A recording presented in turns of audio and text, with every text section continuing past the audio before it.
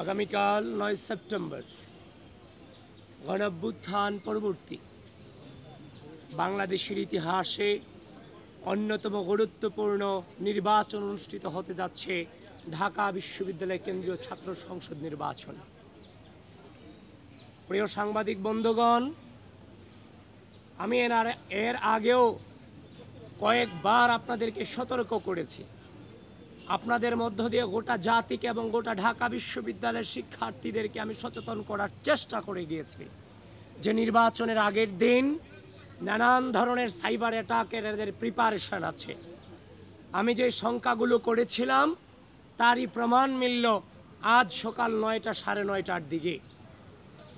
আমি ঘুম থেকে উঠে আমি যখন প্রিপারেশন নিচ্ছিলাম আমি বাসা থেকে বের হব, ঠিক ওই মুহূর্তে আমি দেখতে পেলাম আমার আইডি নাই হয়ে গেছে, ডিজেবল হয়ে গেছে। আমি বিভিন্ন প্রমাণাদির মধ্য দিয়ে ইনস্ট্যান্ট আপিল করে আমি প্রাথমিকভাবে আমার আইডি নিয়ে আসছিলাম। প্রথমবার যখন আমি দেখলাম ব্ল্যাঙ্ক দেখাচ্ছিল, এর পরবর্তীতে আমি আইডি উদ্ধারের পরে আমি আমার ফেসবুক প্রোফাইলে একটা পোস্ট করেছিলাম যে ঢাকা বিশ্ববিদ্যালয় এবং বাংলাদেশকে সচেতন থাকবার জন্য।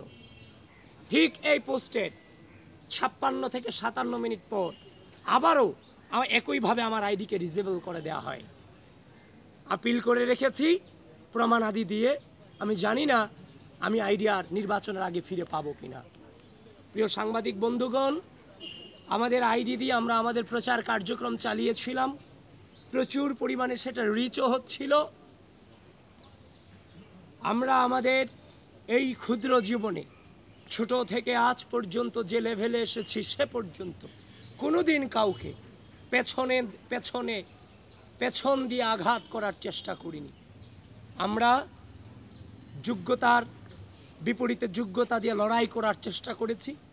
অপসংস্কৃতির বিরুদ্ধে সুস্থ সংস্কৃতি দিয়ে লড়াই করার চেষ্টা চালিয়ে গিয়েছি। আজ আমরা দেখতে পেলাম নির্বাচনের আগের দিন রাজনৈতিকভাবে মোকাবেলা করতে ব্যর্থ হয়ে আমাদেরকে সাইবার অ্যাটাক করে আমাদের আইডিগুলোকে ডিজেবল করে দেওয়া হচ্ছে।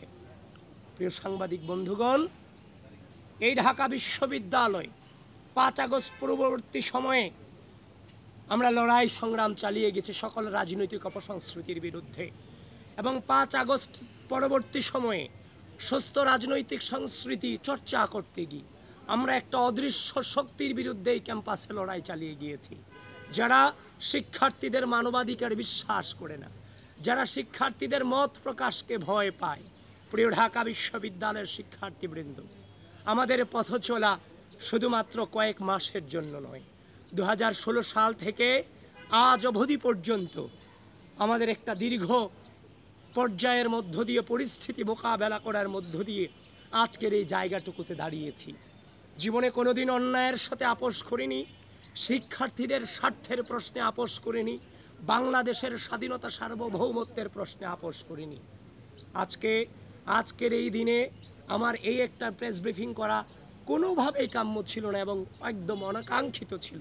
আগামীকাল নির্বাচন, আমার নির্বাচনী প্রক্রিয়া নিয়ে আমাদের ব্যস্ত থাকার কথা ছিল, কিন্তু ঢাকা বিশ্ববিদ্যালয়ের শিক্ষার্থীদেরকে বলতে চাই, যারা এই অন্যায় পথকে বেছে নিয়েছে, যারা এই প্রপাগান্ডাকে বেছে নিতে চায়, সাইবার বুলিং করে রাজনৈতিকভাবে মোকাবেলা করতে না পেরে সাইবার বুলিং করে মোকাবেলা করতে চায়, প্রিয় ঢাকা বিশ্ববিদ্যালয়ের শিক্ষার্থীবৃন্দ, আপনারা আগামীকাল 9 সেপ্টেম্বর ব্যালটের মধ্য দিয়ে তার জবাব ইনশাআল্লাহ আপনারা দেবেন, সেটা আমরা বিশ্বাস করি।